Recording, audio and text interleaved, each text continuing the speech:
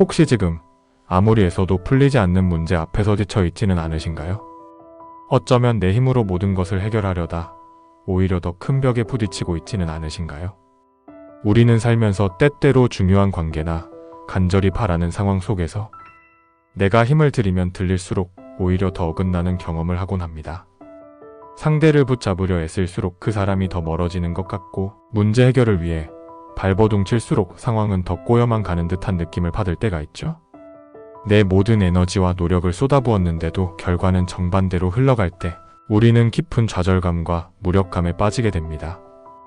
바로 그 순간 하나님은 우리에게 조용히 말씀하십니다. 너의 힘을 빼어보아라. 내가 가진 모든 역량과 노력이 한계에 다다를 때까지 기다려주시는 하나님은 지금 이 순간 우리에게 무엇을 말씀하고 싶으실까요? 오늘 영상은 바로 내 힘을 빼면 반드시 하나님이 일하신다는 놀라운 진리에 대해 이야기해보려 합니다. 이 메시지가 여러분의 삶에 작은 위로와 깊은 통찰이 되기를 바랍니다.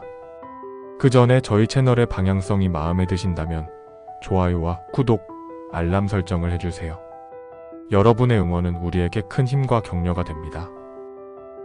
첫 번째, 나의 힘을 뺀다는 것. 그것은 포기가 아니라 내려놓음입니다. 우리는 흔히 힘을 뺀다는 말을 포기한다거나 아무것도 하지 않는다는 의미로 오해하곤 합니다. 하지만 여기서 말하는 힘을 뺀다는 것은 무기력하게 주저앉는 것이 아닙니다. 그건 오히려 나의 한계를 인정하고 내가 할 수 없는 영역에 대한 통제권을 하나님께 기꺼이 내어드리는 겸손한 행위입니다. 마치 어린아이가 부모에게 모든 것을 맡기듯 말이죠.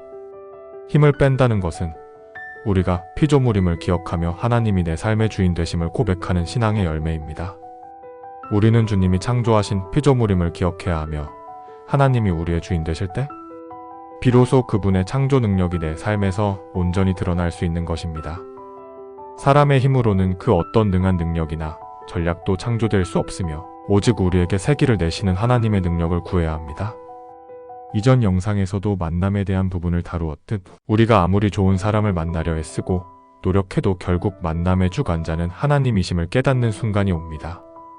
내 힘으로 배우자를 만들 수 없듯이 삶의 중요한 부분들은 우리의 통제 밖에 있습니다. 우리가 꽉 붙들고 있는 남자, 연결되고 싶은 그 여자, 나를 짓누르는 불안과 염려, 이 모든 것을 과감히 놓아버리고 하나님께 내 주권을 던져버리는 것, 바로 그것이 힘을 빼는 것입니다. 성경 마태복음 6장 27절에서도 예수님은 이렇게 말씀하셨죠. 너희 중에 누가 염려함으로 그 키를 한 자라도 더하게 할 수 있느냐. 염려한다고 해서 내 삶이 원하는 대로 움직이지 않는다는 뜻입니다. 이처럼 우리의 힘으로 되지 않는 영역이 분명히 존재합니다. 그러니 내려놓음은 도피가 아니라 더 큰 능력의 문을 여는 열쇠가 됩니다. 우리의 모든 불안과 염려를 과감히 던져버리고 하나님께 달려가는 것은 역설적으로 우리가 가진 가장 강한 능력이 됩니다. 두 번째, 사랑이 안 풀릴수록 더 내려놓아야 합니다. 우리는 사랑과 관계에 있어서 종종 조급해하고 내 방식대로 해결하려 합니다. 특히 간절히 바라는 관계일수록 더 많은 노력과 힘을 쏟아붓게 되죠. 하지만 사랑이 내 뜻대로 풀리지 않을 때야말로 우리의 힘을 빼고 내려놓아야 할 때입니다. 성경 속 아브라함과 사라의 이야기를 보세요. 하나님께서 분명히 자녀를 주시겠다고 약속하셨지만 사라는 긴 기다림 속에서 조급함을 이기지 못했습니다. 자신의 힘과 지혜를 의지하여 여종 하갈을 통해 후사를 얻으려 했죠. 그 결과는 어떠했나요? 이스마엘의 탄생은 축복이 아니라 가정 내의 불화와 질투, 그리고 오늘날까지 이어지는 민족 간의 갈등의 씨앗이 되었습니다. 인간적인 개입이 하나님의 계획을 복잡하게 만들고 결국 더 큰 문제를 초래한 것입니다. 이처럼 내가 개입하면 할수록, 내가 조급해할수록 관계는 더욱 복잡해지고 어긋날 수 있습니다. 마치 손 안에 모래를 꽉 쥐려 할수록 더 빨리 빠져나가는 것처럼 말이죠. 하지만 내가 모든 것을 내려놓고 한 걸음 뒤로 물러설 때 비로소 하나님이 선명하게 드러나시고 일하실 공간이 생깁니다. 관계에 있어서도 내가 조급할수록 하나님이 멀어지고 내가 내려놓을수록 하나님이 다가오신다는 사실을 기억해야 합니다.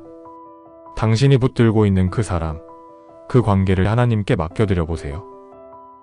세 번째, 내가 힘을 뺄 때 비로소 하나님께서 일하실 공간이 생깁니다.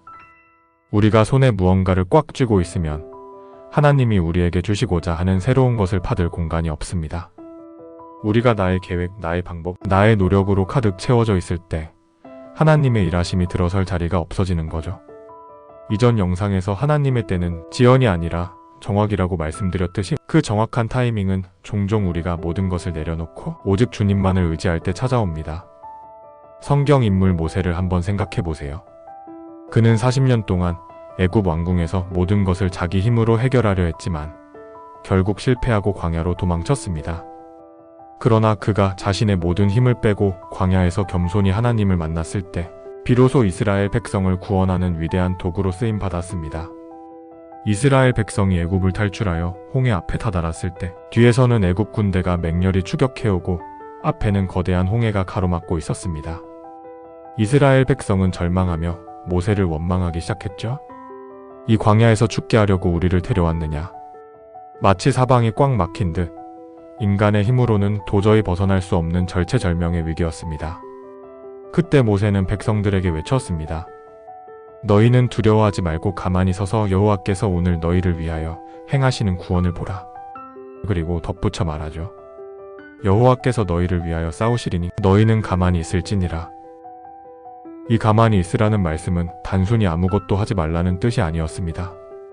그것은 애굽 군대를 두려워하며 우왕좌왕하거나 스스로 살 길을 찾으려 발버둥치는 인간적인 모든 노력을 멈추고 오직 하나님만을 신뢰하며 그분의 일하심을 잠잠히 기다리라는 깊은 명령이었습니다.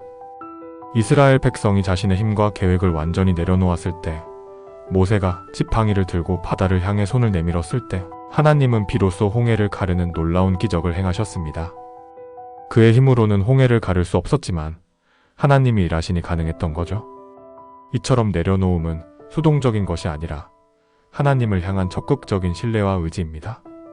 내가 끙끙 앓던 문제, 아무리 노력해도 해결되지 않던 관계, 나아가야 할 길에 대한 막막함, 그 모든 것을 주님께 맡길 때 상상할 수 없었던 방식으로 길이 열리는 것을 경험하게 될 것입니다.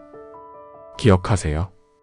하나님은 우리의 부족함 때문에 일하지 않으시는 것이 아니라 우리가 내 힘을 붙들고 있을 때 일하지 않으신다는 사실을요. 네 번째, 하나님이 일하실 때 나타나는 놀라운 변화들.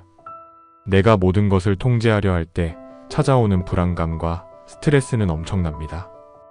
하지만 내 힘을 뺄 때, 나의 짐을 주님께 맡길 때 우리는 비로소 진정한 평안과 자유를 경험하게 됩니다. 이것이 바로 하나님이 일하시는 첫 번째 증거입니다. 하나님은 우리가 생각하는 방식과는 전혀 다른 놀랍고 기상천외한 방법으로 일하십니다. 우리의 시야가 좁아보지 못했던 길을 열어주시고 만날 수 없었던 사람을 만나게 하시며 해결 불가능하다고 여겼던 문제들을 해결하시죠. 성경 속 기드온도 마찬가지였습니다. 하나님께서는 기드온이 가진 힘을 빼고 오직 하나님의 능력만을 의지하도록 사람들을 줄이고 또 줄이셨습니다. 인간적인 기준으로는 도저히 이길 수 없었던 미디안 대군을 겨우 300명의 용사로 무찌르는 놀라운 승리를 경험하게 하셨죠. 인간적인 방법으로는 이해할 수 없는 방식이었지만 하나님이 일하시니 가능했습니다. 우리가 배우자를 만나는 과정에서도 하나님의 일하심은 명확하게 드러납니다. 이삭이 리브가를 만났을 때를 생각해 보세요. 이삭은 리브가를 찾아 나선 것이 아니었습니다. 그의 아버지 아브라함은 늙어 자녀를 위해 배우자를 직접 찾기 어려웠지만 가장 신뢰하는 종을 보내며 하나님께 아들의 며느리를 구하는 일을 맡겼습니다. 그 종 역시 자신의 지혜가 아닌 오직 하나님의 인도하심을 구하며 기도했고 마침내 우물가에서 리브가를 만나게 됩니다. 더 놀라운 것은 리브가 역시 눈으로 보지도 않고 증명되지 않은 상황임에도 불구하고 하나님의 인도하심을 신뢰하며 기꺼이 먼 길을 떠나 이삭에게로 향했다는 것입니다. 이처럼 인간의 조급함이나 계산이 아닌 모두가 각자의 자리에서 하나님께 모든 것을 맡겼을 때 완벽한 만남이 이루어진 것이죠. 하나님은 우리의 지혜와 능력을 뛰어넘어 일하시는 분이십니다. 우리가 할 수 있는 가장 지혜로운 일은 그분의 일하심을 위한 공간을 마련해 드리는 것입니다. 마지막으로 기도로 마무리하겠습니다. 사랑하는 하나님, 나의 힘을 빼면 반드시 하나님이 일하신다는 놀라운 진리를 다시 한번 깨닫게 하시니 감사합니다. 때로는 모든 것을 내 힘으로 하려 했으며 지쳐버리고 관계와 상황이 오히려 어긋나는 경험을 할 때가 있음을 고백합니다. 하지만 이제는 나의 한계를 인정하고 내가 붙들고 있는 모든 것, 특히 사랑과 관계의 문제들을 주님께 내려놓는 것이 포기가 아니라 가장 큰 능력임을 믿습니다. 저의 계획, 저의 방법, 저의 불안과 염려를 완전히 주님께 맡겨드릴 때 비로소 주님께서 일하실 공간이 열림을 믿습니다. 홍해 앞에서 가만히 있으라 말씀하셨던 것처럼, 그리고 사라의 조급함이 아닌 오직 주님의 때를 기다릴 때 온전한 약속이 이루어졌듯이 이삭과 리브가의 만남처럼 주님의 인도하심을 온전히 신뢰하며 나아갈 때 가장 선한 결과를 허락하실 줄 믿습니다. 잠잠히 주님을 신뢰하고 당신의 놀라운 일하심을 기대합니다. 하나님의 지혜와 능력이 저의 삶을 통해 나타나 진정한 평안과 자유를 경험하게 하소서. 저의 삶을 통해 주님의 영광이 드러나게 하소서. 예수님의 이름으로 기도드립니다. 아멘. 당신의 사랑을 응원합니다. 다음 영상에서 또 만나요. 감사합니다.